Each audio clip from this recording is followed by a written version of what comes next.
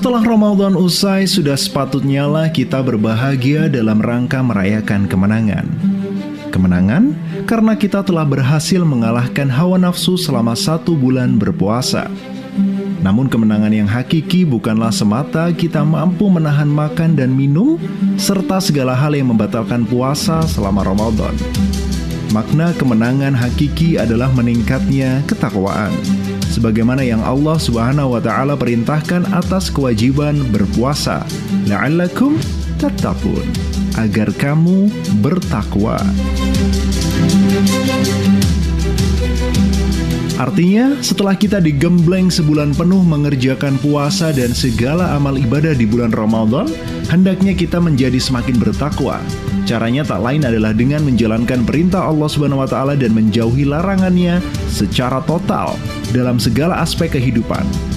Jadi takwa bukan hanya di tataran individual saja, tetapi juga dalam kehidupan berjamaah, berbangsa, dan bernegara.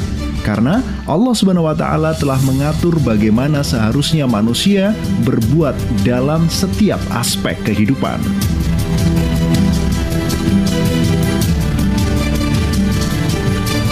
Dengan keimanan dan ketakwaan yang totalitas, Rasulullah Shallallahu Alaihi Wasallam dan para sahabat radhiyallahu anhum telah memberikan contoh dengan mengubah masyarakat Arab jahiliyah menjadi masyarakat Islam yang unggul.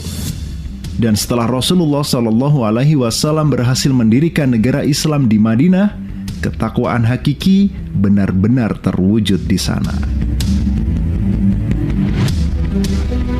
Berbeda halnya dengan saat ini, kondisi umat Islam sejak runtuhnya khilafah pada 1924 hingga sekarang sangatlah menyedihkan. Di atas puing reruntuhan khilafah, kafir menjajah berhasil memecah belah kaum muslimin menjadi lebih dari 50 nation states atau negara bangsa. Mereka dijajah secara ideologis dan sistemik. Sebagian negara bangsa tersebut menerapkan sistem kufur kerajaan dan sebagian lainnya menerapkan sistem kufur demokrasi. Semua rezimnya bila tidak menjadi antek adidaya kapitalis, ia menjadi antek komunis. Belum lagi kalau kita bicara tentang penderitaan kaum muslimin yang menjadi minoritas di berbagai negeri, jauh dari kata aman dan sejahtera.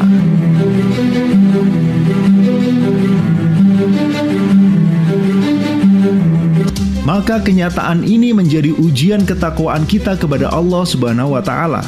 Apa yang harus kita lakukan untuk membuktikan ketakwaan kita kepadanya? Tiada pilihan lain selain berjuang bersama mengembalikan Islam sebagai solusi kehidupan, baik untuk individu, masyarakat, dan bernegara, sebagaimana Rasulullah dan para Khulafaur Rasyidin telah lakukan.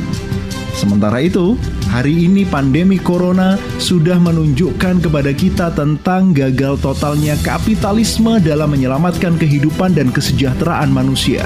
Maka dari itu, untuk menghilangkan kezaliman dari masyarakat, kapitalisme harus dicampakkan dan tatanan kehidupan harus dirombak secara menyeluruh dan diganti dengan sistem yang mewujudkan keadilan. Pengganti yang tepat dari sistem buruk kapitalisme ini tidak lain adalah Islam dengan sistem pemerintahan khilafahnya. Hanya dengan khilafah, rahmatan lil alamin akan dapat benar-benar kembali terwujud.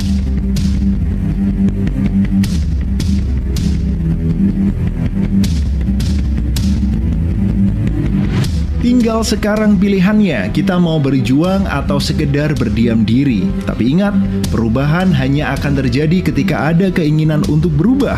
Sebab Allah Subhanahu wa Ta'ala tidak akan mengubah keadaan suatu kaum kecuali mereka mau mengubah apa-apa yang ada pada diri mereka sendiri.